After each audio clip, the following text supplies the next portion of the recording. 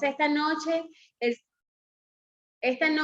el Señor nos dice que nos ama y que permanezcamos en su amor. Vamos a hacer la oración para...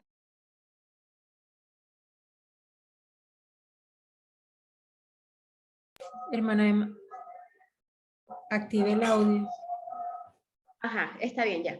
Estamos bien. Vamos a orar, ¿sí? Ok. Padre bendito, que mora en las alturas de los cielos, alabado y glorificado sea tu santo, bendito nombre para siempre. Te damos gracias, Dios, por todas las bendiciones que hemos recibido en esta semana. Y ahora, Señor, te pedimos la bendición para que podamos recibir tu santo sábado.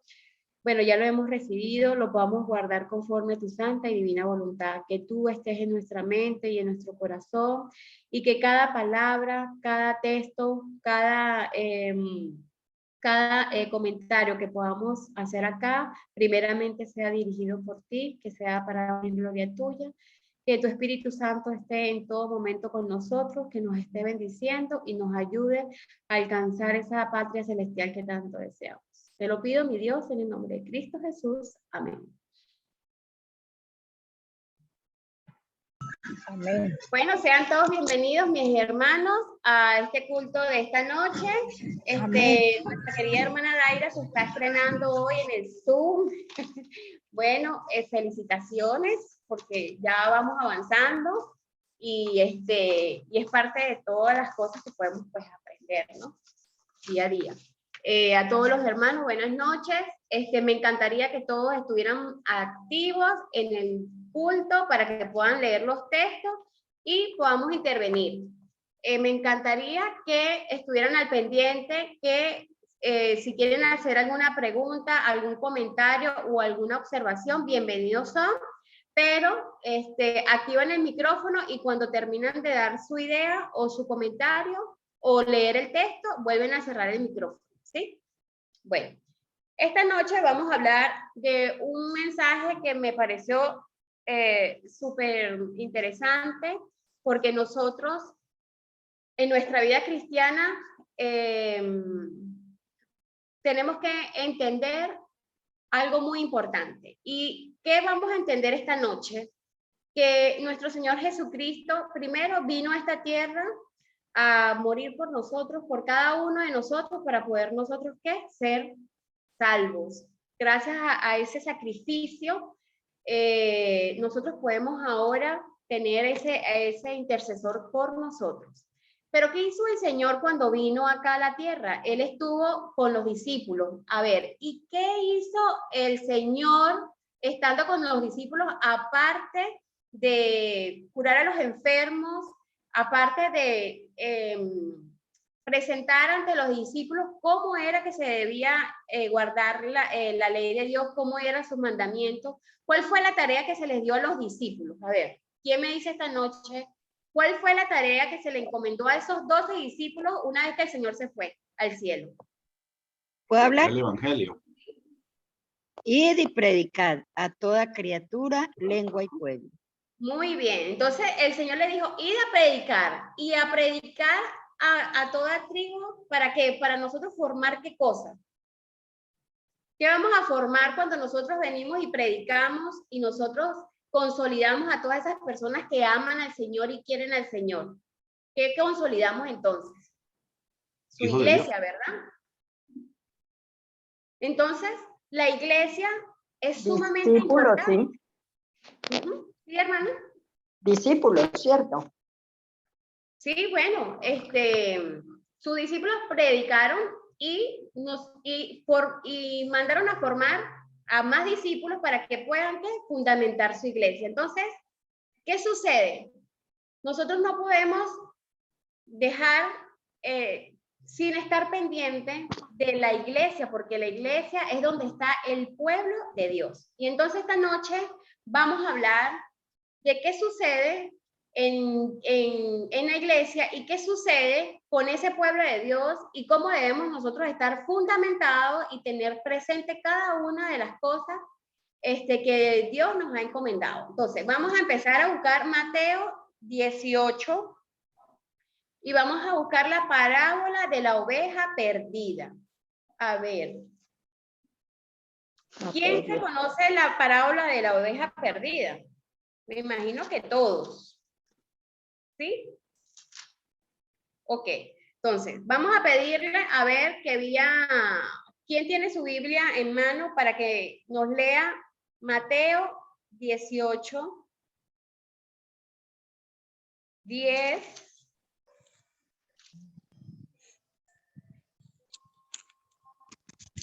Ojo. 18, 10 al 14. Del día al 14. Mirad. En aquel tiempo, Aquí. Ujú. mirad, que no menospreciéis a uno de estos pequeños, porque os digo que sus ángeles en los cielos ven siempre el rostro de mi Padre que está en los cielos, porque el Hijo del Hombre ha venido para salvar lo que se había perdido. ¿Qué os parece si un hombre tiene 100 ovejas y se descarría a una de ellas, no deja las 99 y va por los montes a buscar la que se había Ujú. Descarriado. descarriado. Ujú. Aquí el 13. Y si acontece que la encuentra, de cierto os digo que se regocija más por aquella que por las 99 que no se descarriaron. Así no es la voluntad de vuestro Padre que está en los cielos, que se pierda uno de estos pequeños. Ya. ¿Ok? Entonces, acá en esta parábola de Mateo, nos está diciendo el Señor de aquella oveja perdida, pero esa oveja perdida está afuera o dentro de su redil, de la iglesia. A ver, ¿quién nos participa? Esa oveja perdida está fuera de la iglesia. Ajá, está fuera de la iglesia, pero cuando el Señor dice que este es uno de mis pequeños, ¿qué quiere decir? Que No, está... está dentro de la iglesia, Pero pero lo único que dentro de la iglesia, se está desviando.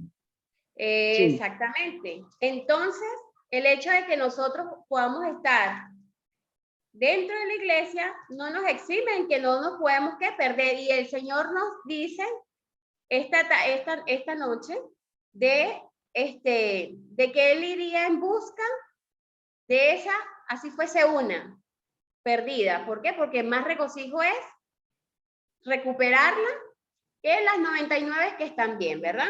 Pero esa parábola de las ovejas perdidas también está en Lucas. Y en Lucas, ¿qué nos dice? Dice,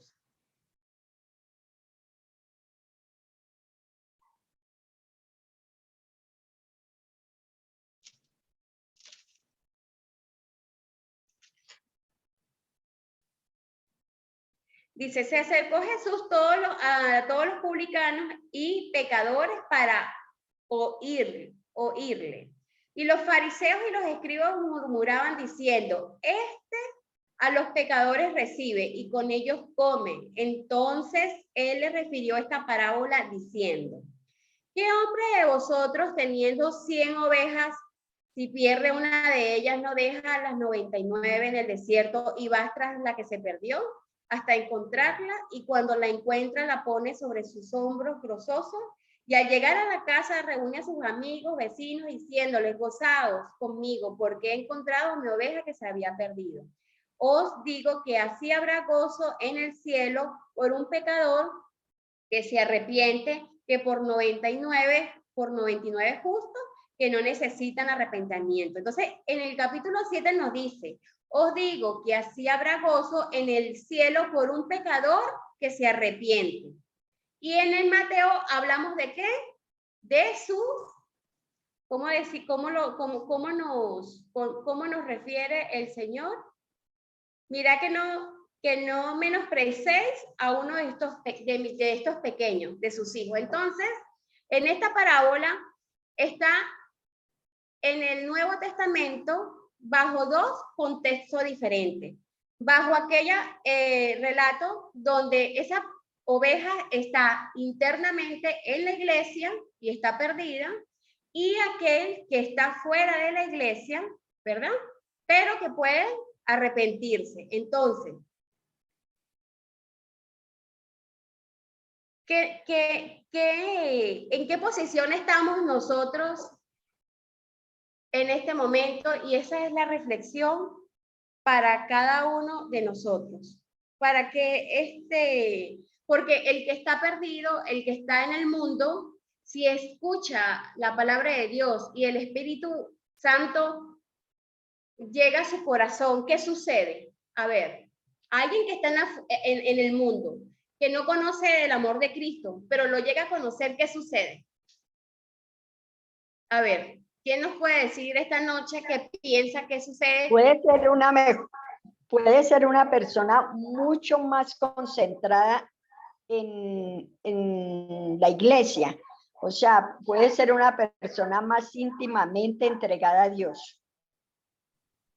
Ok, bueno, eso es una condición que podría darse. Entonces, una persona que está perdida porque está en el mundo, pero una vez que conoce y el Espíritu Santo llega a su corazón, tiene la oportunidad de ser salvo. Pero Claro.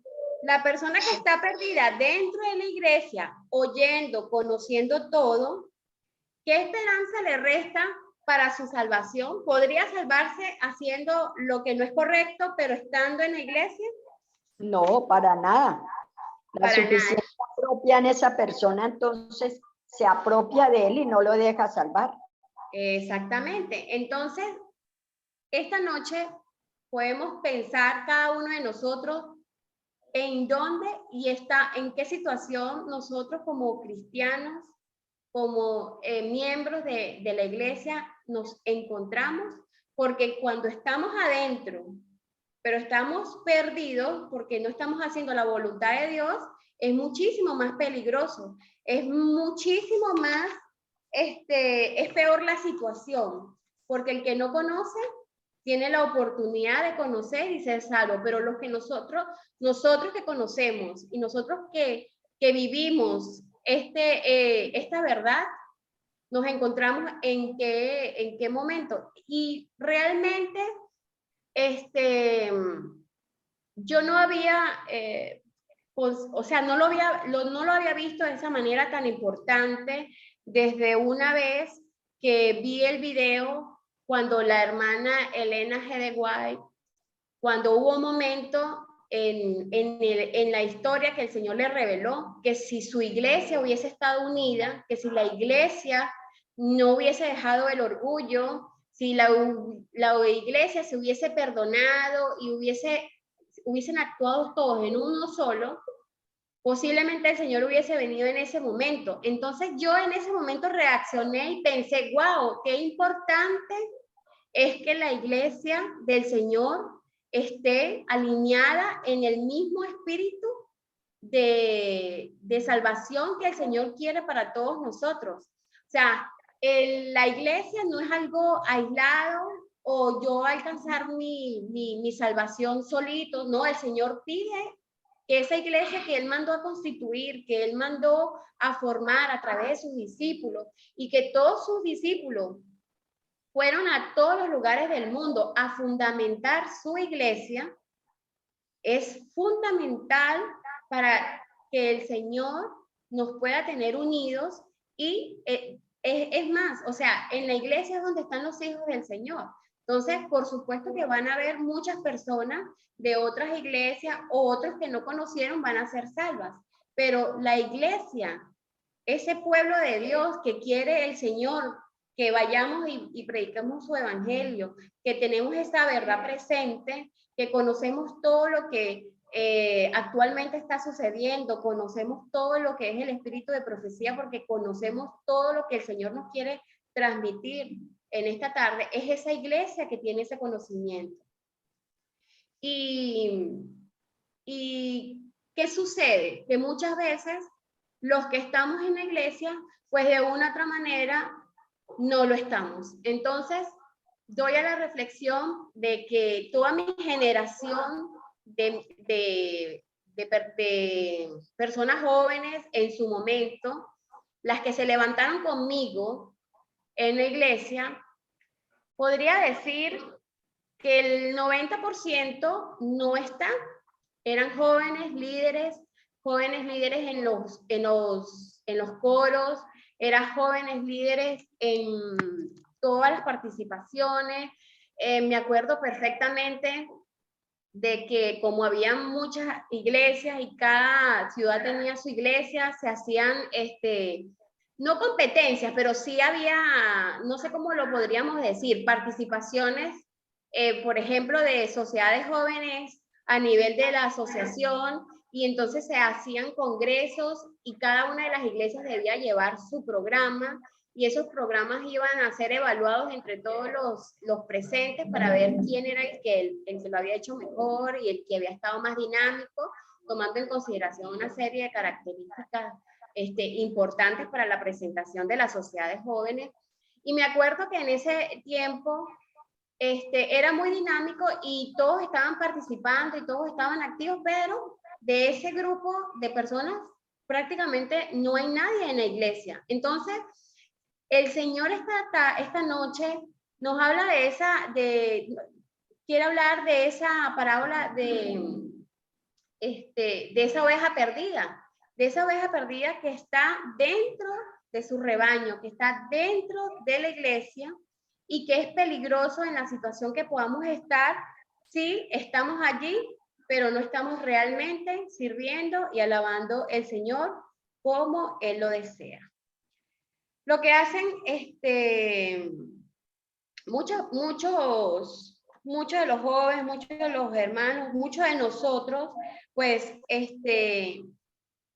tenemos que ver cada una de las cosas que estamos haciendo y qué le agrada al Señor y qué no le agrada al Señor. ¿Por qué? Porque nuestra vida cristiana es ese crecimiento espiritual para que cada día nosotros podamos ir mejorando y ir progresando en nuestra vida espiritual. Jesús dice, hay dos tipos de ovejas perdidas, los que hacen las cosas malas cuando nadie los ve y los que hacen todo bien y sin embargo, ¿qué?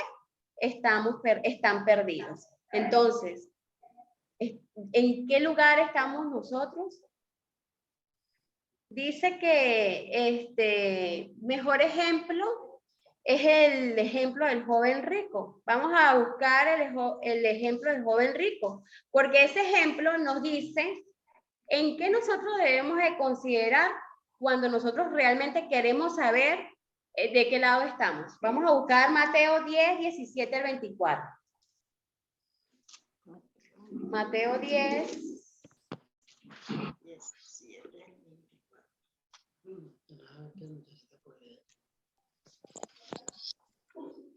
Y guardaos de los hombres, porque os entregarán a los concilios y en sus sinagogas os azotarán. Y aún ante gobernadores y reyes seréis llevados por causa de mí, para testimonio a ellos y a los gentiles.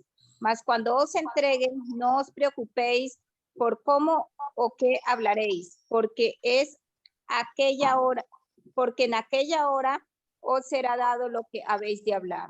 Porque no sois vosotros los que habláis, sino el Espíritu de vuestro Padre que habla en vosotros.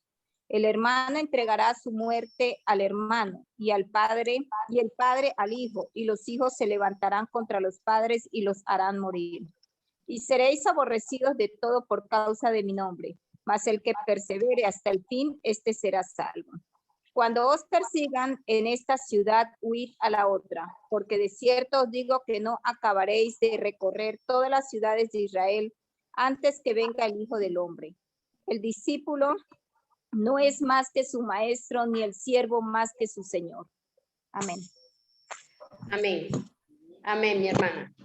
Bueno, esa reflexión estuvo bastante interesante, pero el versículo de el joven rico no era ese, pero creo que lo anoté mal. A ver, ¿quién sabe dónde está la parábola del joven rico? Sembrador.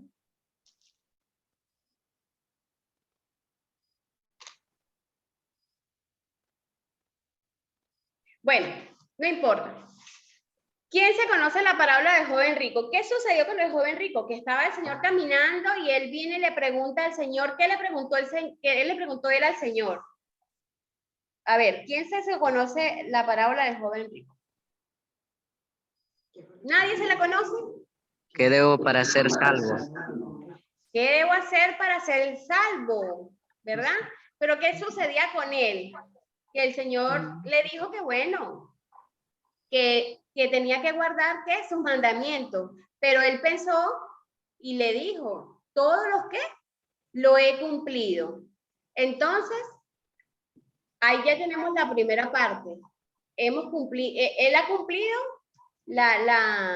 ha sido obediente con el Señor. Pero el Señor, ¿qué le dijo a ese joven? ¿Quién se acuerda qué le dijo? Anda y vende todo lo que tiene y dáselo a los pobres.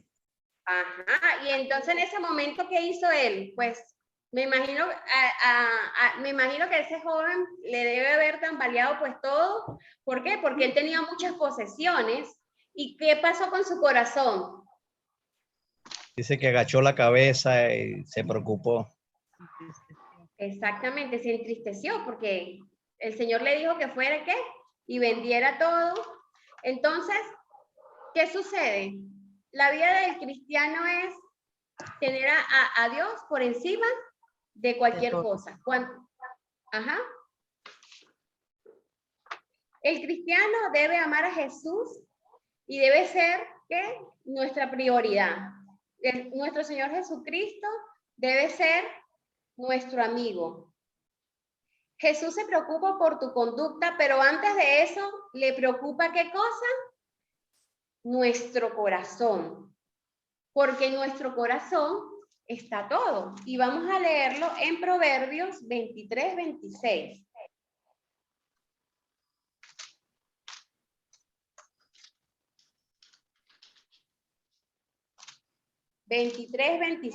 Y dice, dame, hijo mío, tu corazón y miren tus ojos por mis caminos.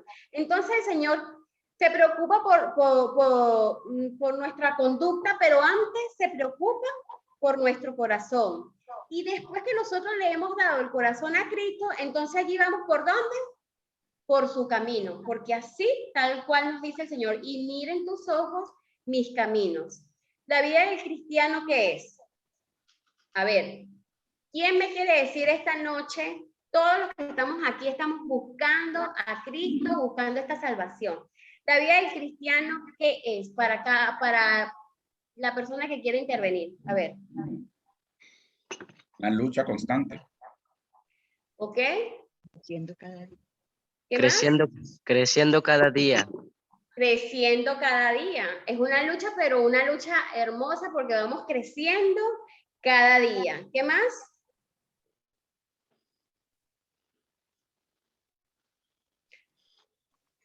La vida del cristiano. ¿Perdón?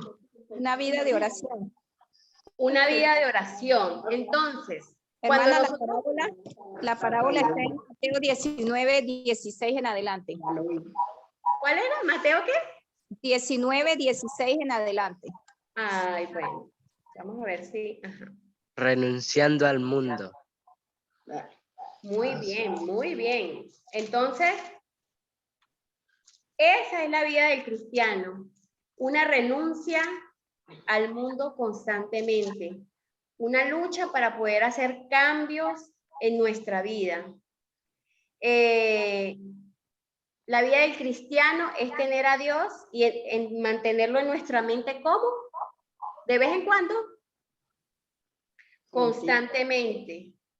Una forma progresiva de cada vez estar más consagrado. Y la vida del cristiano es ese trabajar constantemente para ser obediente al Señor, para que cada vez que nosotros estemos en cualquier situación de nuestra vida, el Señor sea el que está con cada uno de nosotros. Entonces, para culminar, quiero dar esta historia que me pareció muy bonita, porque cuando nosotros hablamos de esa parábola de esa oveja perdida, debemos nosotros analizarnos cada uno de nosotros en cuál estamos, si estamos adentro, pero estamos perdidos, o aquellos que están afuera pueden tener más oportunidad de esa salvación porque pueden conocer al Señor Jesucristo y ser transformados y ser salvos. Entonces, trabajemos. ¿Por qué? Porque nosotros vamos a luchar, nosotros no somos perfectos, pero nosotros tenemos que estar conscientes que la iglesia del Señor es una iglesia que debe ser diferente, purificada, debemos ser diferentes y busquemos ese relato de la hermana Elena cuando el Señor le reveló que si la iglesia hubiese estado unida, el Señor hubiese venido ya. Entonces dice, el tronco imperfecto. Nosotros somos troncos imperfectos, pero podemos ser ¿qué? Es una metáfora, ¿ok?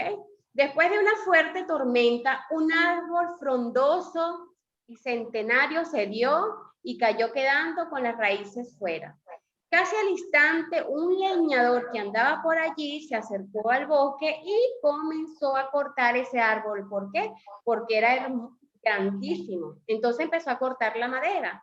Era tan grande el árbol que el leñador necesitó hasta sus compañeros para que le pudieran ayudar a cortar ese árbol. Al final lo logró y logró obtener la madera de ese árbol. Solo la parte del tronco con las raíces quedó sobrando. Entonces, ¿qué quedó sobrando? Narizón, este cañón, qué aburrido. Traumatólogo. No, usted es Vamos a pedirle a la hermana Daira, que nos bloquee los audios que están abiertos. Ok. Entonces, al final se logró tener la mejor madera del árbol. Solo la parte del tronco con las raíces quedó sobrando. Entonces, ¿qué fue lo que quedó sobrando?